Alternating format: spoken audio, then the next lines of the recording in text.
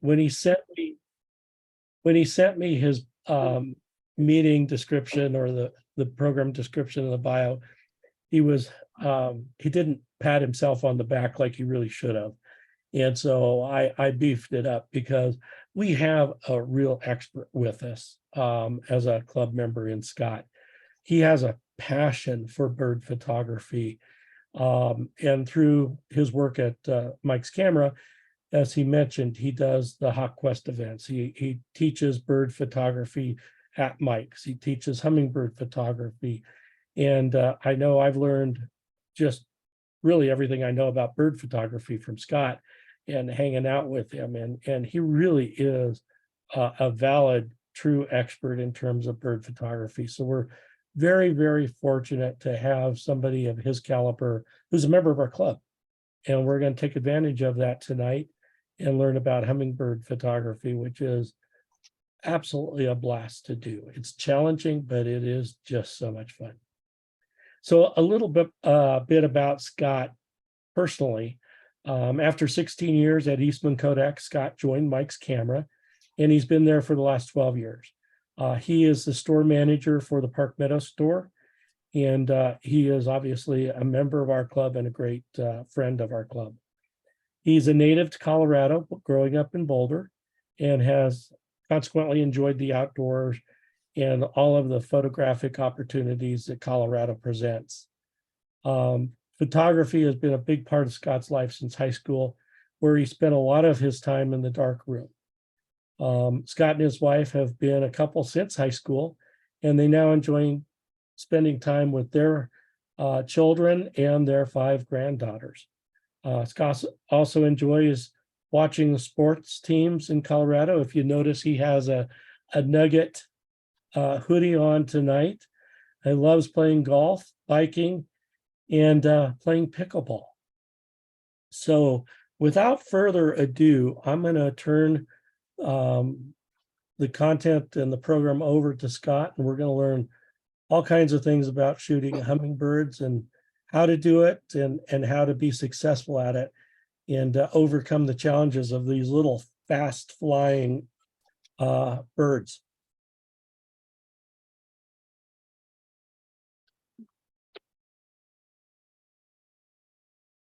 All right, so thank you, Gary. Those were some very nice, kind words. You bet. Appreciate that. And let's see, I think, does everything look good there, Gary? Everything looks great. And Scott and I talked before tonight's presentation, and Scott would like to take questions as they come up. So feel free to unmute yourself and ask questions along the way. And of course, if a slide or two down the road is going to address the question, we'll kind of wait till we get to that slide. But we've got enough time and built into Scott's presentation for you to ask questions along the way. So Scott, it's all yours. Perfect. Thanks, Gary. So hummingbird photography, I have been a bird photographer probably about 10 years now.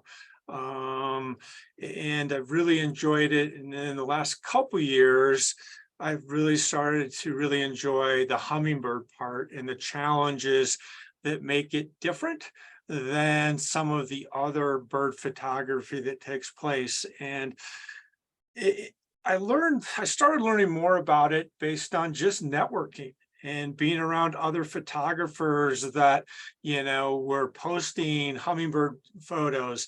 And if you look at Facebook and you look at the people, it's Rich Golich. I mean, he posts a ton of hummingbird photographs. And so I see him out in the field every once in a while, and, I'll pick his brain. And he's the first one that kind of told me, Scott, you got to be at 1/6400th of a second if you want to stop those little guys, and we'll talk about that. And you'll see the metadata. You'll see probably 90% of my photographs, if they're in flight, they're at 1/6400th of a second. So with that, let me just go through. I'm going to talk about equipment. I'm going to talk about camera settings, direction of light, which is important in all photography, some composition. You know, when there's several people that have taken classes at Mike's camera, it's probably a broken record, but simplicity and a clean background is really important. And I picked that up from also other photographers and having them kind of critique my work. And it's like, you know, clean background really sets the subject out and it brings it forward. And so I really try to do that, because if I look at, you know, and again, I already talked about Rich Golich. I mean, all his shots, his backgrounds are just pure. I mean, they're just, I mean, very clean and very simplistic. So Hummingbirds in Flight, which, you know, that is the main goal. And that is probably one of the hardest photographs that I have to take. The other one probably is going to be the Kingfisher. Still don't have that great picture of a Kingfisher. I have it sitting on the branch. So that's the first one. And now, you know, again, talk about tips. We'll go over the tips and then, you know, do a little bit. Russ Burton did an excellent job a few years ago, speaking at the club, talking about critiquing your own photos. And so I want to just share a little bit of that. So let me just write down. Gary, what time is it? About 2 after 7. So we're in great shape. All right. So 7 o'clock. I will definitely be done by 8 o'clock. All right. So this is what's in my bag. All right. So this is, you know, I switched a couple years ago to Sony from Nikon. And I'm shooting the Alpha 1 mirrorless. The majority of my photographs that you'll see tonight are all with the 2-600. That reach is really important. I do once in a while will shoot the 1:4 and the teleconverter. I don't use the teleconverter because of the high megapixels. I'll do the crop button and just crop and take it from 60 to 30 or whatever it is. So I think it's easier to do that than put on the teleconverter, especially for hummingbird photography. And then a monopod, you know, a monopod I use more for birding photography and hummingbirds. And then we'll talk about where a tripod really comes in when we talk about hummingbird photography. So otherwise, you know, equipment, this is kind of what I recommend. You saw what I have in my bag, but the DSLR or a mirrorless camera. I have a lot of people that will show up at a class and with a bridge camera, which is great. As long as you know how to use that and get the things you need to get out of it, because it has the zoom, it has all the dials. And so if you are an expert at that camera, you can take really good birding photography and hummingbird photography. You just have to know how to do that.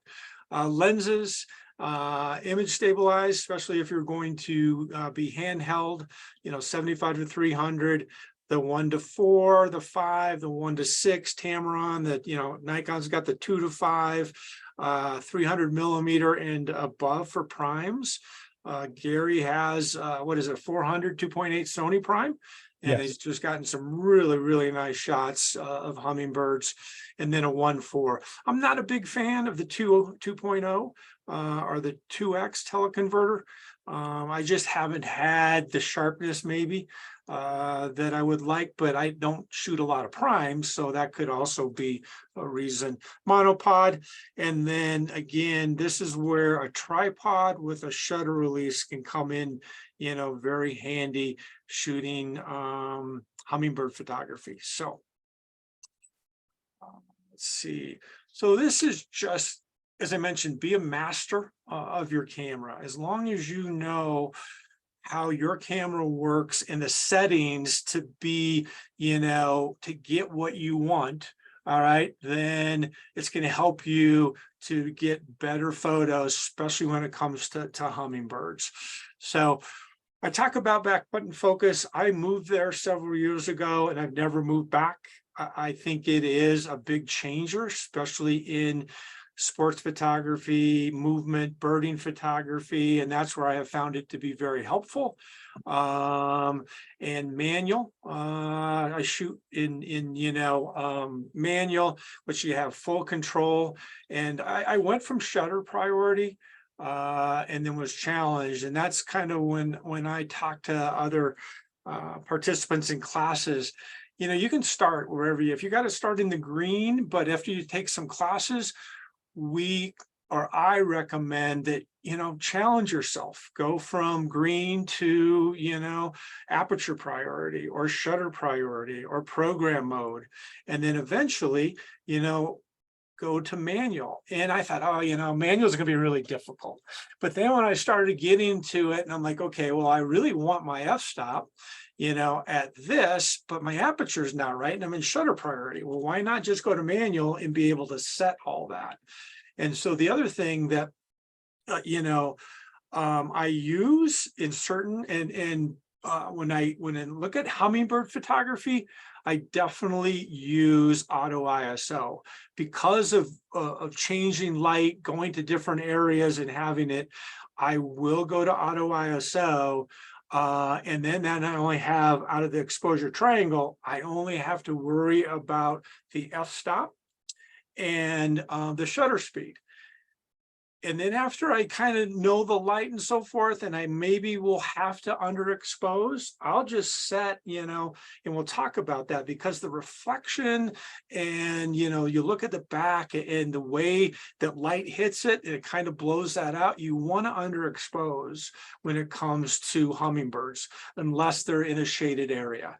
And if you can get them in a shaded area, then that's the ideal based on being on a perch, being in a nest and so forth, because it's just the colors are much better. The shade helps. It's like when you're a portrait photographer, and if you can take them and put them in the shade and maybe add some light, it's the best situation because you don't have any really blowout areas or hot spots. So, but if you don't want to shoot in manual, I would recommend a shutter priority because as we talked about, the most important item here is the shutter speed, 1/6400th of a second. Okay, RAW and JPEG. For a long time, I only shot in JPEG. I am not a big post processor. I use Elements. I think I'm on Elements, maybe, I don't know, 12, maybe more. But I've got to make that. And that's what my opportunity as a photographer, and that photography now is so much more than just taking the photograph. It's actually knowing how to post-process that photograph. That takes you from, where you are to the next step. And, in the field, if you talk to Dan Walters, you talk to a lot of people, and even in the club, I mean, there's a lot of people that do a lot of post-processing. So that's an opportunity that I have. And so that's where the RAW, I shoot in RAW and I shoot in JPEG. And right now my Elements won't accept my Alpha 1 RAW unless I upgrade. So I need to upgrade or just go to Photoshop or Lightroom. I've taken Joe's classes. I haven't been able to make that jump, but I will at some point. Autofocus continuous. I usually use a flexible spot or a pattern, the 5 or the 9, depending on what camera. And the big thing now, and the reason that I switched from Nikon to Sony 3 years ago is Nikon didn't have what I needed when it came to bird photography. And that was bird tracking. All right. They had human tracking, but the human eye and an animal eye is so much different, and Sony was there. So, but now, Nikon's there, Canon's there. That's where the, industry's gone, and it makes the photographer much better, and their success rate of continuing to have photos, that are in focus much better now with tracking. It still can be done, but again, in continuous and back button and refocusing and letting it continually focus that on that item. But you have to be a master of your camera to get it. Tracking helps that even more. We talked about the other things, the only thing not is try to go in 7.1 or 8, especially if you're using a telephoto lens and you're all the way at 600. The compression, so the depth of field is a lot different. So you want more depth of field. And so that f8, and if you have, maybe 2 hummingbirds, you're going to need that to be able to have both of them in focus. So Scott, would you go back for a quick second? Uh-huh. Would you expand a little bit on back button focusing? Just in case there are folks on the call, on the presentation that really don't understand how you're disconnecting the focusing from the shutter release by using back button. Yeah. So all cameras have the ability to do back buttons. Some of them are set up from the factory that way. And, you hit that AEL lock or whatever they use for their back button. And what that does is it allows me to not have a 2-step process on the shutter. So usually on the shutter in the front, you have to push it half down to get it in focus. So then, your focusing area goes from black to green, so you're in focus. And then after you get the green, you hit the rest of it, all right, and it takes the shot. With back button, you are tracking and you are hitting that button to lock the focus in AFC continuous on the back. As soon as you get that and you hit it and it's green, you just go ahead and hit the shutter. So now it's not a 2-step, it's really focus with the back button and hit the shutter. And in burst mode, then it just fires, and then it'll track based on being in continuous, and it follows as you follow that, and then tracking also helps. So thanks, Scott. Yep. The big thing, and it took me a while, and that's why I think it's important to understand. And when I talk about any bird photography, I talk about understanding and getting a bird book and understanding, the habits, what they do. And it's very the same when it comes to hummingbirds. The Pinstamen is the favorite. I mean, there are other, because you look at, the beak, they stick the beak to get the nectar and everything. And so, the Pinstamen is, the flower of choice, really. So if I go to Chatfield Farms and I find where the Pinstamens and the red, they like the red more than the yellow. And so that's where I know that I should camp out, because eventually I'm going to get, the hummingbirds are going to come to that area. All right. And then, you want to rush into photography and, you really want to learn, hey, I'm going to go and I'm not going to just want to watch. I want to take my photos. But I recommend to kind of go and leave the camera. I know it's hard. Leave the camera in the car and maybe spend the first hour just going around, observing, going to the flowers, kind of watching them, watching where they're coming to, and then you have a better sense. And then, go get the camera, bring it out of the car, or come back another day. Maybe, that day was just to observe and understand, because a lot of the routines they do, the habits they have, they repeat. Okay. And they return to the same spot. I mean, Gary and I were there last week, and right at the entrance, there's 2 trees. And for the last 3 years, there's one that always goes to those 2 trees, back and forth, every year. And it was there again. And so, again, we saw, it was in the same spot, same perch. So those become routine, and they are, something that you can kind of learn, observe, and then come back and do the photography part. I've changed my backyard a lot, because in the winter, I will have a bird bath. I'll take the ice out of it, put water in it, because it's harder for them. I put seed, I put out, what, sun oil. I think it's the sun oil, sunflower seeds. They like those in the winter. And, then I don't have to go out of my house. I mean, I have to go out of my house, but I step out of my house and I got all kinds of nice fun birds out in the back.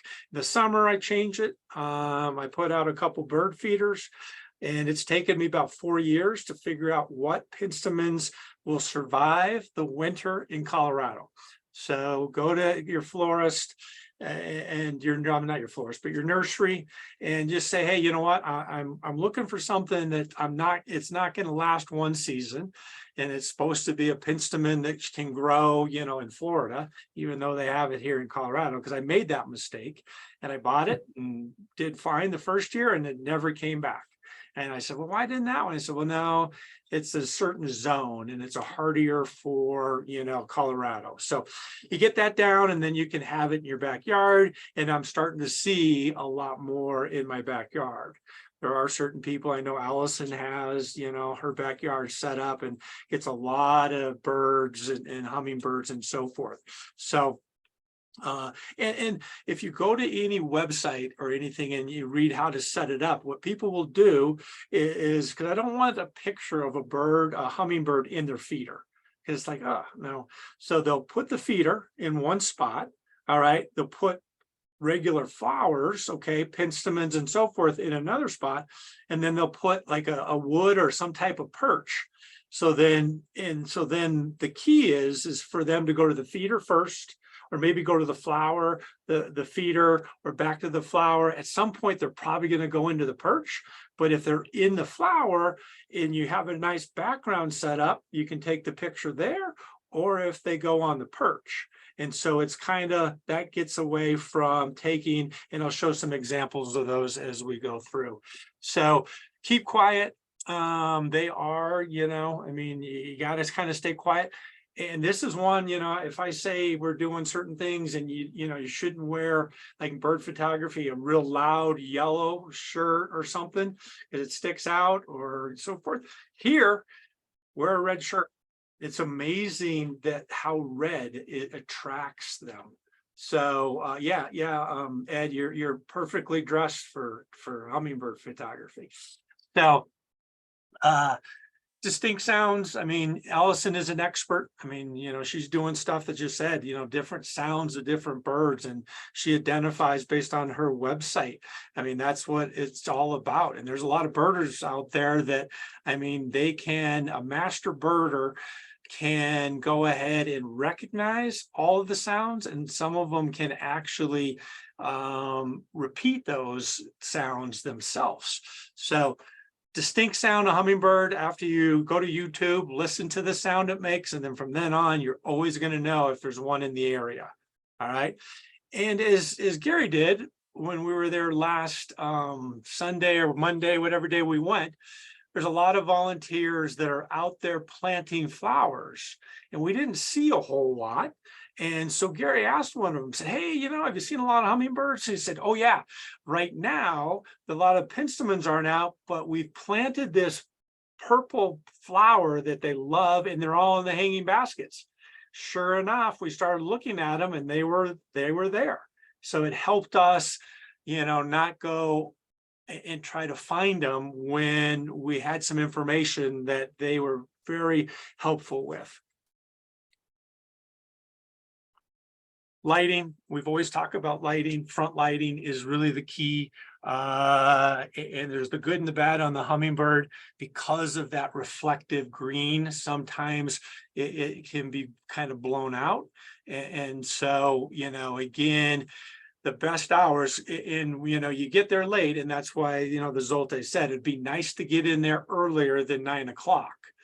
But 9 o'clock to 10, that hour still gives a good opportunity to have it not like it's noon and now all of a sudden it's really beating down on them. The reflection or the shadows from the beak are really, so again, it's the most forgiving light, the better detail, the texture, the colors. You look at all the different colors, and that's the nice thing about the hummingbirds is the underneath, and I'm not good at identifying these birds yet. And that's why, you know, when Allison said the August thing, that really interests me, because I need to understand the different sounds, and just to be able to understand the different hummingbirds, you know, the black chin, the, you know, all the different things that are out there. So, and then underexposed, we talked a little bit about that. Because of the reflective colors, I always try to underexpose when there's a lot of light, because then it helps. Background's important. We'll talk about that. Here's an overcast or shaded. To take off my views of everybody. There we go. So it's just the even. I mean, you know, it's the even lighting that really helps. I mean, there's no really blown out area. It shows the feathers, it shows the texture in the feathers, the green, you know, it really sets itself up. But the other thing is that you really want to make sure that the background, all right. And if you look at this, okay, it's at f10.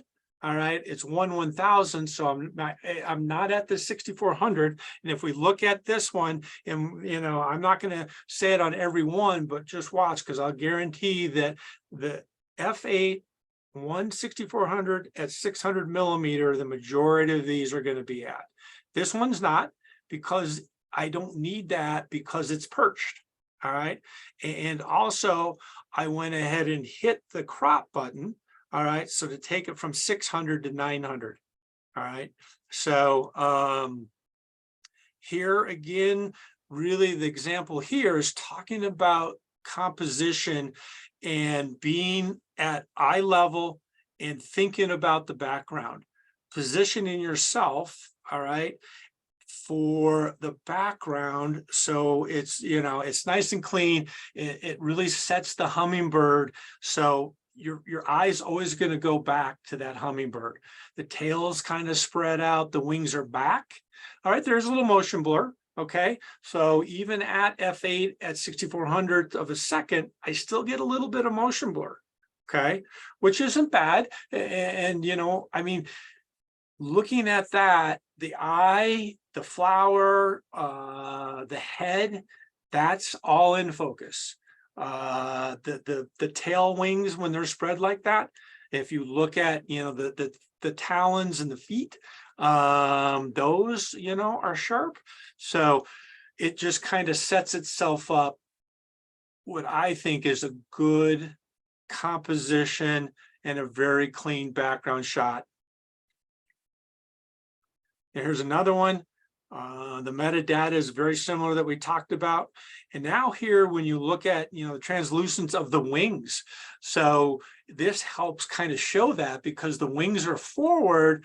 And if you look at the flower, all right, and this is kind of an unusual flower. You usually don't see them around this flower much, but we kind of, you know, I saw it and I kind of kept it, and then I went over there and I just kind of waited around and it came back.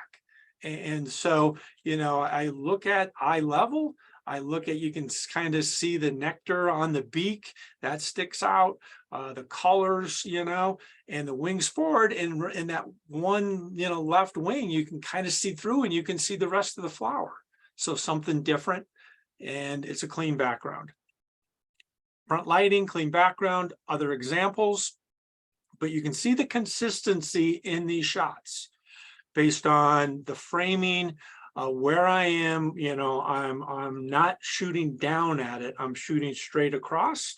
And you know, that helps. And that's where a monopod, because sometimes you have to wait, and sometimes I'll sit on the ground and just kind of, you know, be my own tripod and just kind of sit there and wait until maybe it takes 10 minutes, but usually it does come back, and I'm sitting in an area where I know I want it to land.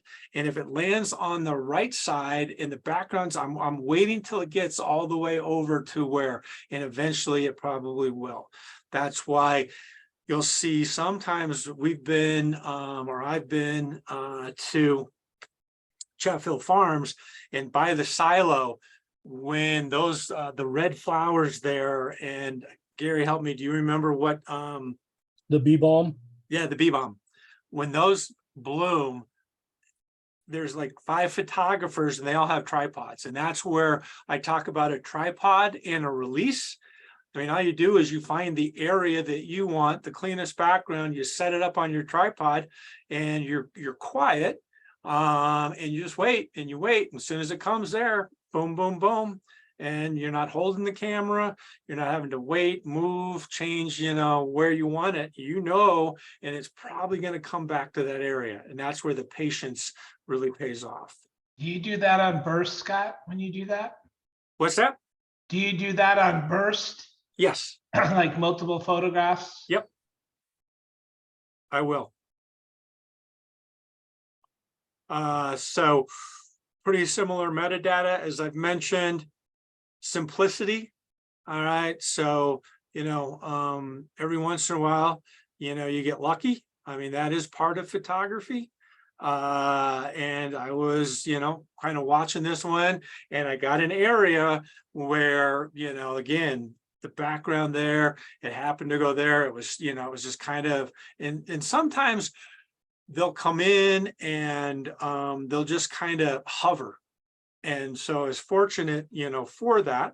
Again, I do have some motion blur here, so it does show, and I'm at f8. And it's usually straight on. It is a little bit more tough to get that photograph and get everything, but the head's in focus. I can see the eyes.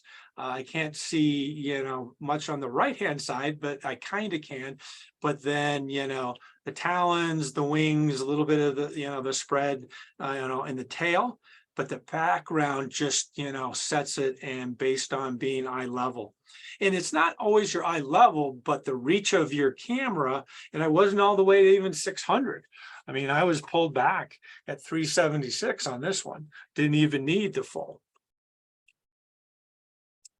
Here's also, this is from my backyard. So this is the setup that I talked about last year. I finally got the setup that I wanted. And the only thing, and Allison might have a trick or so forth, is that, these wasps, when you put out, your feeders, they spend a lot of time. It attracts them to them. And usually the hummingbirds are not as afraid. And so, but they'll go in and, they'll go in. And so then this one came out, and it came out, and this wasp was right there. And, I got lucky. F8, 500th of a second, clean background. And I got both of them. Hey, Scott, that hummingbird there is an immature. It was just born that year. Okay. And you could just tell that by the shortness of the bill. Okay, perfect. I appreciate that. Yeah. Yeah, I am definitely looking forward to maybe taking that August, because I'd like to learn a lot more about hummingbirds. Perched, we talked about, there's it's either in flight, okay, next to a flower, getting the one that I got straight on, or the perched. And the perched, you look at just the detail, on the one on the left, and you see, the beak, and you look at, the underneath, of it, and you see some of, the spots and the nectar and all that, the good stuff that it has, the pollen. And then the one on the right, so this one was at Chatfield. It was, the background was the barn, the barn that's over by the silo. And I looked at it, and it's like, okay, I need to position myself to the angle when it lands on here. It's far enough away, and the light, okay, so then I can go ahead and really underexpose it, because the light's going to hit it, and I don't want it to just be blown out. But then I can have a solid black background. And yeah, I lose a little bit of detail and some colors, and I probably could have brought that out in post-processing. Every once in a while I will send a photo to Gary and ask him to do it, because he has the post-processing skills that I don't have. So raw, it's amazing what you can do with the raw photograph. So do you pre-focus on like where you expect them to Yes. land, like on the one on the right? I Like did. the top of I that, you did. pre-focus on that? Yeah. Because I knew, I mean, it came back there at least 5 or 6 times. So I looked at, it came first, I looked at my shot and it was like, yeah, no, it's too bright. I gotta set my, underexposure more. Then it's like, well, I don't really like the dead, but I couldn't get around the dried up flower that was there. So then it was like, okay, what angle is going to work the best? And it would continue to come back. So I just kind of stayed in the same spot. It was handheld. I didn't use a tripod. I very rarely, and when Gary and I were there last Saturday, it was almost like, you know what, if I would have been there that day, I probably would have just hung out in one spot and had a tripod and just waited, because we pretty much got blanked that day. I mean, I don't have a single shot of a hummingbird. I have some other nice shots. The yellow wobbler that I posted, that was from there. And we'll talk about other things when you don't have the opportunity to get that hummingbird. And we'll talk about that a little bit later. Composition again, you look at clean background. I mean, again, I'm just showing you more shots, but they're very the same. I mean, they are very the same, just based on the positioning, in the flower, and the wings, either forward, some of them are back. The translucent of that, you can kind of see on the right hand, some of, the stomach of the bird. So I put this in here to show just as an example. So this shot was taken 9 years ago. It's been a long time since I've seen a hummingbird in a nest. And I stumbled on this just by accident. And it was at Bear Creek Lake. And I was just walking and I saw this hummingbird and it kept on. I was trying to photograph it, but it would always return to this one spot. And so these nests are so small. I went, got closer. All right.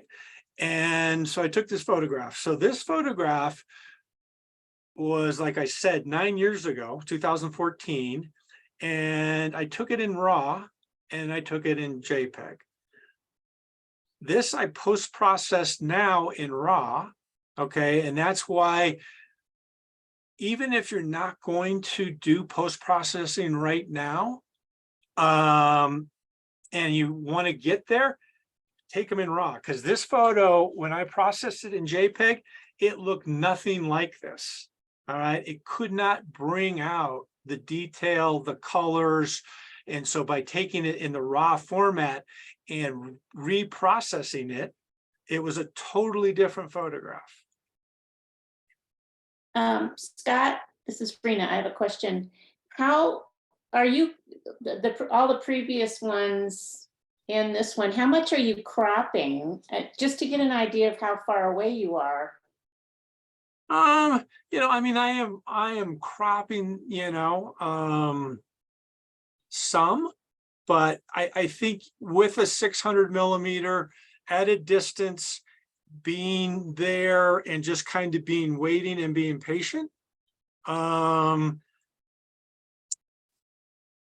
you can get fairly close. And again, that's why when you look at the ethics of bird photography, and I think it's very important, and that's why everything you read, it's like, you know what, they're very vulnerable when they are breeding and nesting. And so as a photographer, I want to get as far away as I can, and I want to use my zoom lens and use the ability to crop.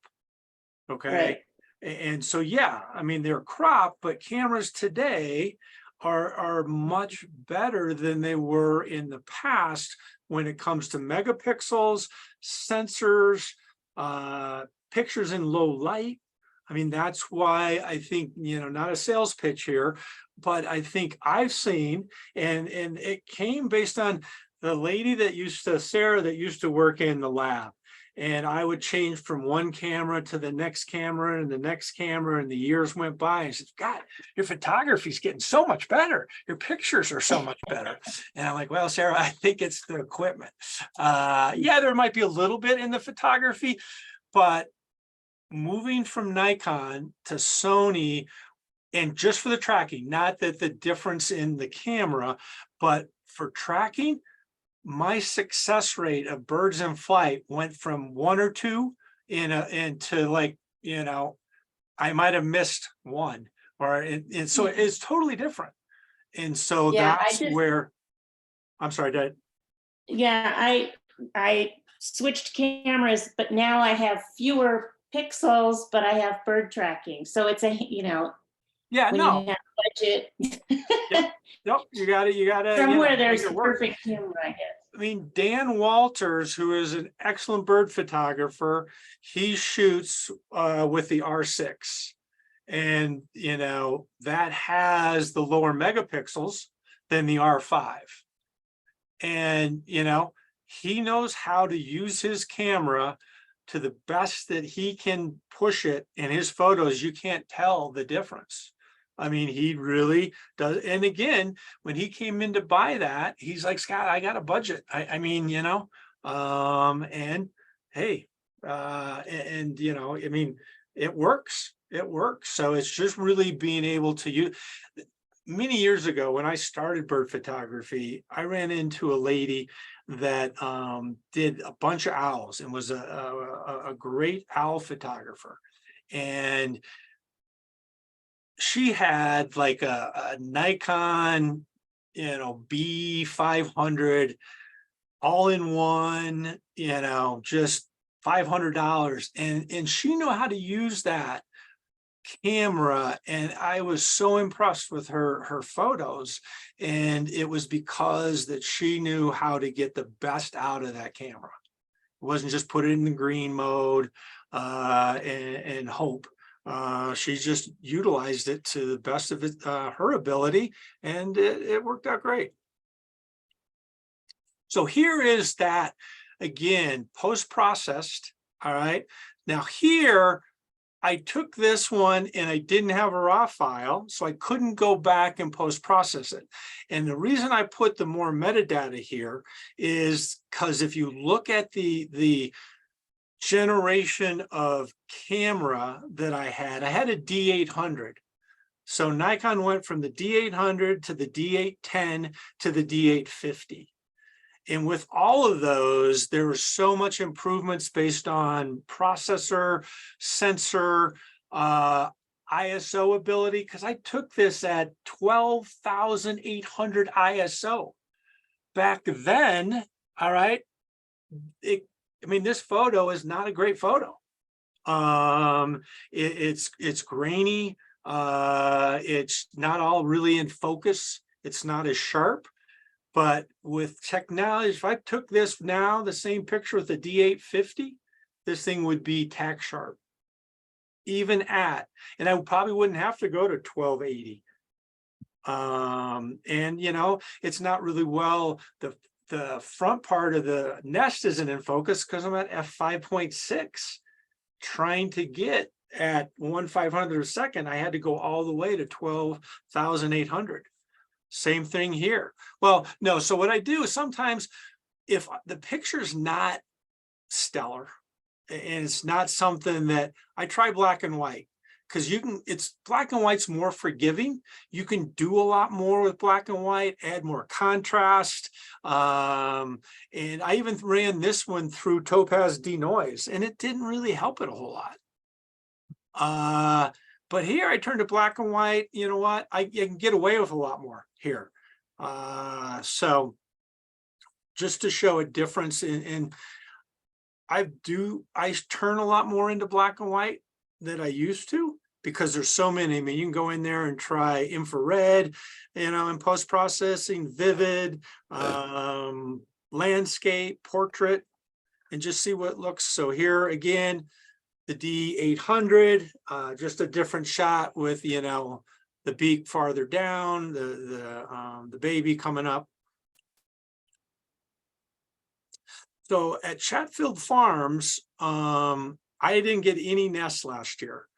There are some people that said they were able to find, you know, a few nests. And so, you know, I think that's where you just, in all of photography, if you see a group of photographers around and you're like, what could they be, you know, you might just go over and check it out. You never know. So. And Scott, these nests are about the size of a silver dollar, maybe a little bit bigger. They're incredibly small. Yeah, they are really small.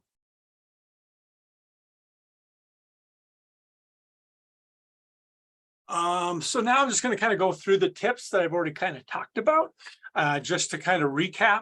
So focus on the eye, focus on the head. I mean, the eyes are small. Sometimes, you know, I can't just focus on the eye, Scott. It's too small. So it's the head, the tracking. If you have it, bird tracking will pick up the eye. And so that's nice. You know, keep the sun at your back. The sun is your friend. You know, it helps, you know, in the morning hours, the late, you know, afternoon hours, when it's more at the same level, you know, as you are versus high in the sky, because the bird has better lighting on it. Simple and clean background. We talked about what that does and how that helps the photograph. We talked about, you know, this one in flight, where the sun is, low in the sky, the direction, and then make sure you've got, you know, the shutter speed that you want. So here's a photograph that was really blown out, and the wings, and there's so much light in it. So I turned it black and white. Not the best photograph, but it's a much better photograph in black and white than it was in color. So learn their habits. We spent a whole slide on that. Important to really do that. And I think that's with any bird photography, and really any wildlife photography for that. So back button focus, you know, I've done a lot of classes, and I know Carol was on last night's class when we talked about this, or another class that she took from me, and I say the same thing. I've had people that will give me feedback and we'll send in, you know, just a, hey, Scott, come up to me and say, you know what, the back button focus was a game changer for me. It really allowed me to be a better photographer when it comes to any type of action photography, because now it's not one button I'm trying to hit and then hit and capture. I'm hitting the one button, and then when I'm ready to go, I'm hitting the shutter. So cameras today, don't be afraid, because when first, you know, Richard said, Scott, you got to go to 6400, I'm like, oh, you know, and probably back then I you know, was shooting with a camera that I knew the ISO capability was better, probably not ISO, but the shutter was better at 3200 than it was at 6400. So it's like, oh, I hate to go there. Today, don't be afraid to do that. Don't be afraid to higher ISO and up the shutter speed. Practice. I mean, I did not take those photographs my first year. I mean, you know, it takes a while to get and understand the habits, where they are. And okay, I mean, I took a ton of shots where you can see the bird, but there's so much background, the flowers, the different things that are behind it. And, you know, it's a good place to start. I like those photographs, but then, and I don't think I have it in here. I might, and yeah, I think I do. So we'll talk about it in a minute. Burst mode. Someone asked that question. Definitely burst mode. It was interesting because a lady came in today and we were talking, and, you know, I always thought the A1 shot like at 60 frames a second. And she said, no, Scott, it's 30 frames a second. I said, okay, well, that's still too many. Know your gear. Obviously, I just made an example. I didn't know my gear. And, you know, shoot at eye level, monopod or tripod. or sit on the ground and get the background and just kind of wait. Other opportunities. So if you're out there and you're just getting blanked, I mean, the hummingbirds are just, it's not happening. They're not around.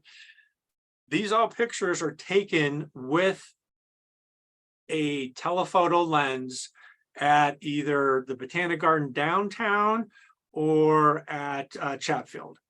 And so, I mean, I love using my telephoto, all right, to not just for bird photography. I could go and do, hey, I'm doing hummingbirds, but you know what? I'm just going to look at this, look at the way this butterfly, clean background, it's in this plant, the purple, and you know, I can see the antennas. Hey, f8, 2,000th of a second, 600 millimeters. The bee, same thing, you know, at 400 millimeters. This was at Chatfield. You know, I was kind of bored doing hummingbirds, so I decided, hey, you know what, let's chase dragonflies around. So there's other opportunities, even when, you know, you go out, hey, let's shoot hummingbirds, but keep in mind there are other things. And, you know, this one was just from last Sunday. I got skunked last Sunday, but I took this nice picture. I came home and I'm like, gosh, you know what? I kind of like that. And it was, you know, with a 600 millimeter zoom lens, just knowing that I was farther back, compression, blur the background, placeholder. Again, I mentioned Russ Burden. Russ Burden is a good friend of the club. He has spoken many times at the club. And so he did he did something on placeholder. And I know the Zoltes and a lot of people that have taken class, I talk about it in every class, because for me, this really helped me go and get better and be more objective and have a purpose when I went out to photograph. So it's pretty much, I keep a portfolio, and it can be printed or it can just be on your computer. You load your 10 best photographs, and then next time you go out, and let's say we're doing hummingbirds, I'll take, you know, from our meetup, I'll take 10, I'll put them in here. And then next time I go out, my objective is to try to replace at least 2 of those photographs. All right. So when I come home, I look at them and say, oh, perfect, I got 2 that are better. And then if you start to get a really nice portfolio, then you know when you go out what your objective is, and it's more defined on the shot that you're looking for. So placeholder concept. How to critique. I mentioned earlier, Russ also gave a great lecture. It might still be in the archives of the club, but again, it's more about how to critique your own image. And we are not a club that we, you know, like some of the other clubs that we have professionals come in or the speaker critiques everyone's photographs. But I think it's important that you understand how to critique your own images, because I think that will make you also a better photographer and understanding how you can post-process to make that photograph even better. So I'm not going to go through all that. I think I'm getting pretty close to my time, but you can kind of just take a look at that. And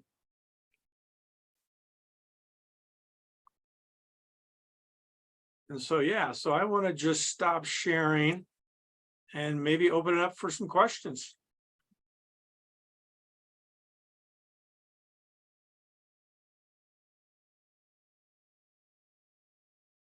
Hey, Scott, I have one. Yeah. Do you get close enough down there to use like the 70 to 200, which Probably in my opinion, not. at least is not, you can't get close enough for that. No. I would say no. Okay. Scott, so what about using a 400 millimeter prime and then compare that to your 200 to 600 zoom? You know, if you're able to get close enough with a prime, wouldn't that 400 millimeter prime perhaps be a little bit sharper? Yeah. I mean, you know, the 400 prime, Gary has a 400 prime. And yeah, I mean, it's the 2.8. So, I mean, it's a big, prime. I mean, like Nikon makes a PF 500. That would be an excellent lens. Primes are always sharper, okay, than a telephoto because they have just the specific glass that's needed to be as sharp as possible at that distance versus, hey, I got to try to be sharp at 100, 200, 300, 400, and so forth. So you're always going to get better sharpness. So yeah, 400 would be fine. Yeah, well, I do have a follow-on question too, because I've always been curious about this. If you're using a teleconverter 1.4 versus taking, say, a 400 millimeter prime, but then putting that on an APS-C, so you get that 1.5 crop factor. Wouldn't that be better than using a teleconverter where you lose a stop, an f-stop? Yeah, I mean, I don't have a lot of background with teleconverters, so it's a little more difficult to answer that.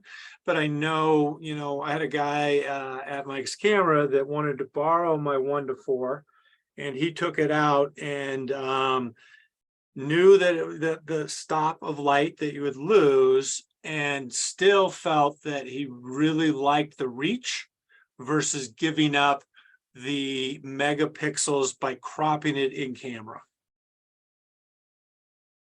And Johnny, since I've got one and I've Yes. got the 1.4, I'll also add that it depends on what you're going to shoot.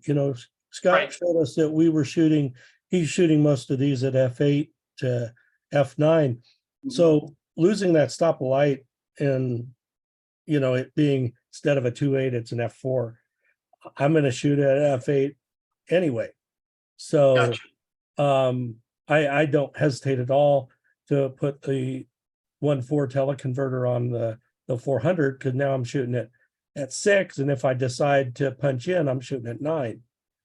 But have you ever tried then shooting that on an APS-C camera instead of the 1.4 converter? No, I haven't. That's what I'm looking at, because I did purchase at Mike's Camera a 400 millimeter, the new Nikon f4.5, and I love it to death. But I'm always debating, well, do I want to spend $500 a teleconverter, or do I just use it on my APS-C camera when I want that extra reach? Yeah, Yeah, I don't have an answer based on using that to know which way would be better. The By the one way, thing, no one on YouTube has either, because no one has talked about it. They just criticize the converters, but then they don't say, well, try it on the APS-C camera. So sometimes the converter will actually slow your autofocus down because the camera's talking to the converter that then has to talk to the lens, right? And so on the Canon stuff that I used to use in the past, the teleconverter would cut the autofocus time or response rate in half. Johnny, one of the big places to use the converters, I think, is rather than thinking about it as maximizing the focal length that you're going to have available, is to do like what Randy just, wanted to take his 70-200 because it's smaller and lighter. If Right. he uses a 1.4 converter on it, he's got a 300. Can't get away with 200, but maybe he can get away with 3.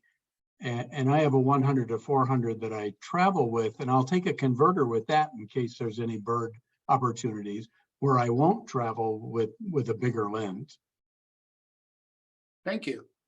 Jerry, did you have a comment? yeah. I mean, I wasn't doing birds with it, but I went out to the wildlife experience. And I took my D500 instead of the D850. And I was out shooting lions with my 150 to 600, and I had great results with it that way. And that's a crop sensor camera, Jerry? Yeah. Yeah. And I went from 45 megapixels to 20 megapixels, but they were 20 good pixels or 20 good megapixels. Okay, I have a question because I'm an artist, not a whatever. Anyway, is it the same difference of putting it on an ASPC camera or just switching your full frame camera to ASPC mode? I have blank faces. That's Uh, that's a great question, but I think that even when you shoot in a full frame, like say 45 megapixels, it's going to drop way down to 20 megapixels. So I don't know that there's a difference, except maybe the APS-C camera is lighter. It depends on where you start. Like the one of the new people tonight had an A7R5. That camera's got 61 million pixels. When you shoot it on crop mode, so like it's an APS-C, it has 26 million pixels. So more than most APS-C. But the other example with the DSLR camera, that drops down, whereas the average APS-C camera is going to have maybe 20% more pixels in it. So it So just depends on what you start with. I'm the one that has the AR 5. Oh, And yeah. I just got it, but I haven't tried. I do have a 1.4 teleconverter and a 100 to 400 lens, but I haven't tried putting it in the ASPC mode with the teleconverter with the long lens. I'm wondering, has anybody tried that? I know that's kind of what we're saying is no Can one we do seems it all together? Do all Yeah. that at one time? Joan, I have used, so I've got the 1.4 on my 400, which makes it equivalent to a 600. And then if I punch in on the APS-C mode, my camera drops to 21 megapixel, but I'm now at 900. And I have done that. And that it's actually one of the reasons I chose the 400 over the 600 millimeter is it seemed to offer a lot more flexibility in that perspective than going to the Our 600. boy is back. So how many megapixels is the A1 that you have, the Alpha 1? It's 50. It's 50. Okay, so it's, yeah. And in APS-C mode, it drops to 21. Oh, okay, okay. And then with the teleconverter, yeah, it's okay. Yeah, I don't lose any more. I don't lose any megapixel with the teleconverter. Oh, I okay, just lose a stop of light. okay. Oh, okay. Got it. But Gary, on the A1, I've never used my A1 in APS-C mode. Yes. If you use it, it just takes the 21 megapixels out of the center of the sensor. Yes. Yeah. Okay, right. so therefore you're just cropping in camera. Exactly. Okay. Exactly. Okay, so you could take it in full frame mode and then just crop it in Photoshop later. Yeah. Yep. Yeah. Okay. It's And kind you're of not really getting the 1/1000 of the other. You're not really getting the magnification that you get with the sensor in the APS-C camera, right? Right. All you're doing is like Eric says, you're just cropping it, so you're kind of fooling yourself. Yeah. Well, Yeah, I mean, in the old days, when you had a 24 megapixel full frame and a 24 megapixel APS-C, the APS-C took those same 24 megapixels and you had a smaller sensor, and that gave you the false magnification, because it's always false magnification. Right. It doesn't change the focal Right. length of the lens. Right. It just zooms in effectively, right? And so when you had those old, in the old days, 5 years ago, 3 years ago, 2 years ago, right, you could get, like, Canon would sell a 24 megapixel full frame and a 24 megapixel APS-C. But now you get the full frames are all the way at 50, 60 megapixels. And I haven't looked at the APS-C market. I'm Googling them on the side here, and I don't see many of them that go past 24 megapixels. no, there's nothing, I don't think, over 26. Okay, so depending on, anyways, full frame at 50 or 60 is the same thing as a APS-C at 24 with a crop in post processing. Yeah. So anyways. And the interesting thing in doing that in crop mode versus a TC teleconverter is you don't lose that stop of light, which can be really important because, that's again, one of the reasons I bought the 400-2.8. I can punch in and to crop mode and I'm at 21 effective megapixels, but I'm at a longer magnification or a narrow magnification, but I'm still at 2.8 in terms of my aperture. Yeah, and you don't have the extra glass. The extra glass, every time you put a piece of glass in there, you have a chance of adding softness or whatever to your picture. Yeah. People were asking about APS-C resolutions. The Canon R7 is at 32. Oh, okay, so that would be the new champion. Yeah, I've heard Scott Kelby talking about airplane photography and saying that was a good camera to utilize and get the extra crop, that it gave you pretty good results. I have Hey, a Scott. question. Oh. Sorry, I had a question. When they're taking the pictures like of the hummingbirds, and he was talking about underexposing the photo to be able to get better color out of it, are you better off not zooming in all the way and doing that extra crop in post-processing rather than crushing the picture all the way down in the lens when you take it, to give you more flexibility when you post-process as to how you could adjust the cropping? I would say no, but because the post-processing part of it, if you don't have the highlights to bring out, because they're blown out, you can't recapture that. If it's too dark, okay, or it's underexposed in post-processing, you're able to still have the highlights there and lighten the photograph without. If it's too bright to start with, and you've got some spots that are blown out, you're not able to go back. And if I don't zoom as close in and I do it in cropping, I mean, a lot of the photos are cropped a lot anyway. I want to try to get, okay, on a hummingbird, I want to try to at least get as close as I can with my my lens.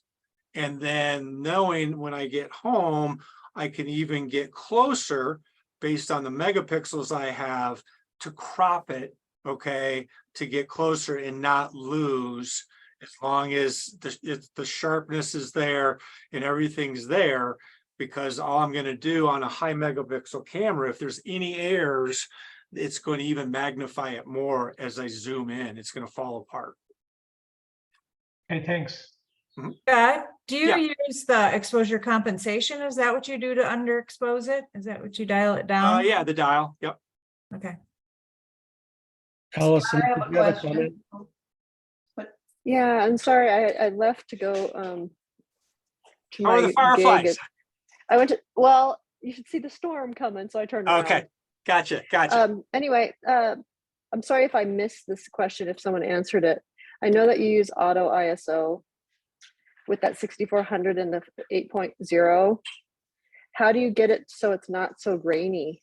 Because I would think that the ISO would go way up when you have that kind of scenario. Yeah, you know, as cameras get better, I don't see the grain, and that's why I'm a little more comfortable with auto ISO, and that's where I'll kind of start.